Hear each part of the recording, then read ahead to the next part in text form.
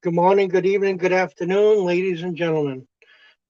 This video is about ancient Hebrew language, more specifically the pictographs. Uh, these pictographs that I have here are made within what's known as the flower of life pattern. And that's this pattern right here. It's concentric circles. They go halfway between each circle and run in a line and make another course, run in a line. And this is known as the flower of life pattern. It is found all around the world. It is a very ancient pattern. There's a lot of information in the flower of life pattern, a lot of mathematics within the flower of life pattern. But I noticed when I was studying this with ancient geometry and looking at the ancient pictographs, which I have here, that they fit within the flower of life pattern. Now, these are not exact replicas of the original ancient pictographs because the ancient pictographs were things that were handwritten. This particular series was found at Wadi al Hol in the Sinai Peninsula of ancient Egypt. And they were found in a cave that was a mine. So it's suspected that miners had put them on the wall. And as I did my studies involving the ancient pictographs, I discovered that this language could be used as just single syllables that represented the pictures in order to instruct a simple laborer, a miner, an agricultural worker, for example. And they could do that. I mean, they did it. They had forced slavery at that time. So they could take a person from any given region of any language and put them to work right away. Now, the leader was the forceful one, which is represented by the aleph, the bull's head, and also the shepherd's staff. So as you can imagine, the forceful one would use the shepherd's staff to deal with the man, or more particularly the slave. But anyhow, I want to show you what these pictographs are and name them out.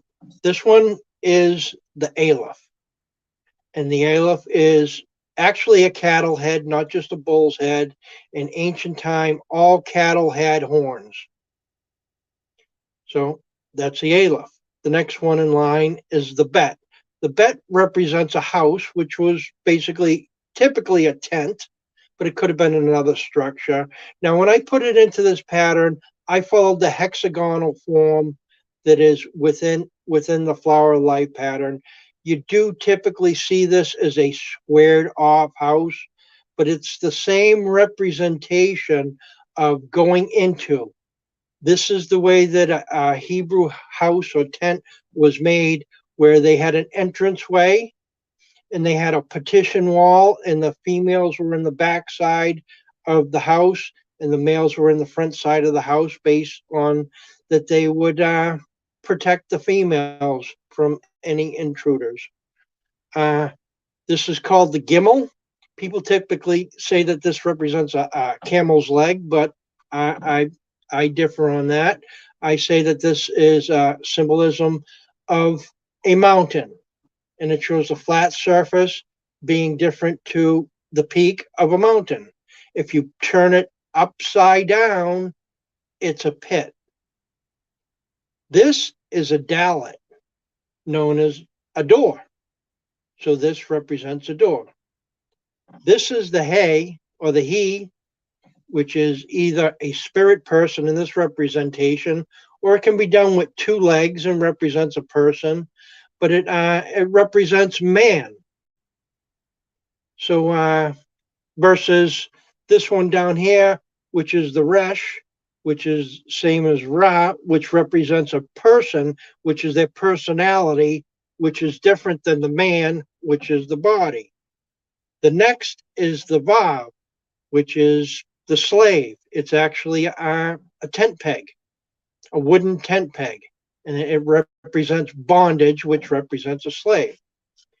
This here, this pictograph called the Zayin, is a plow or a mattock, a tool used for cultivating or for mining, for digging. This is the Chet. These lines represent the irrigation for fields. So this represents field allotment, or you could say it represents irrigation. This here, known as the Tet, represents a basket. Now, certainly, this flower life pattern also represents a basket weave pattern. So this literally could be what the top of a basket looked like if it had a cover. But it also represents city, because it's a containment is what it is. This is the yod. This is a person's arm with a hand, and as you see the little thumb there. This is the kaf, which represents the lotus. One of the symbolic meanings of this is to open up, as the lotus opens up. But it also means to dream, as the lotus was used as a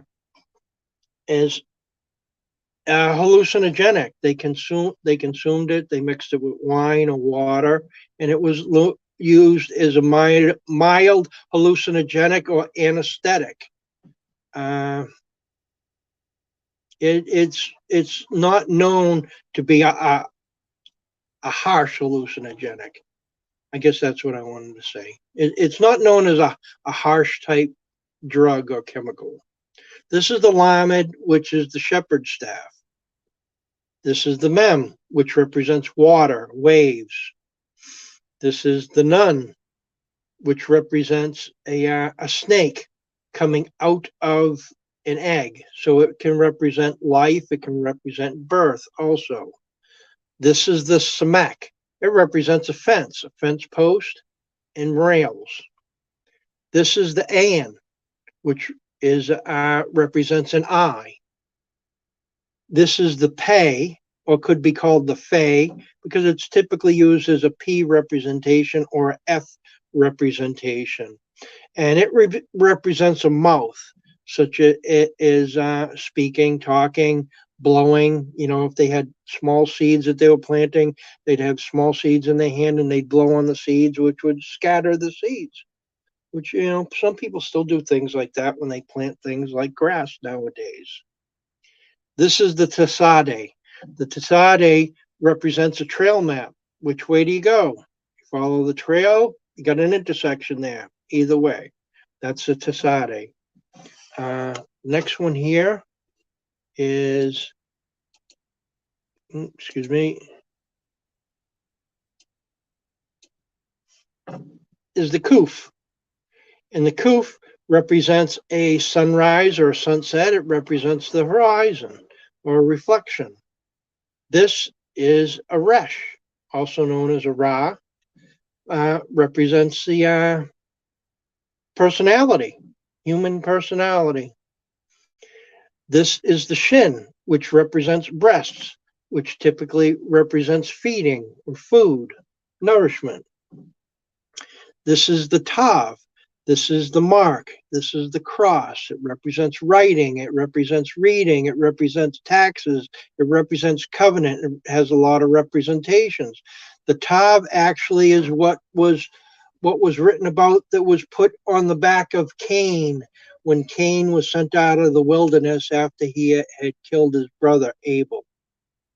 But it's spelled out Tav with the Tav symbol and the Vav symbol, which is also known as the Wa symbol. So, you know, it could have been both pictures literally on the back. We don't really know. But, you know, we've seen this used in more modern times, typically with Christianity. But Jewish people use this representation also because it comes from one of their letters, and it represents a cross. But anyhow, that's what I want to do, an introduction to the ancient Hebrew language.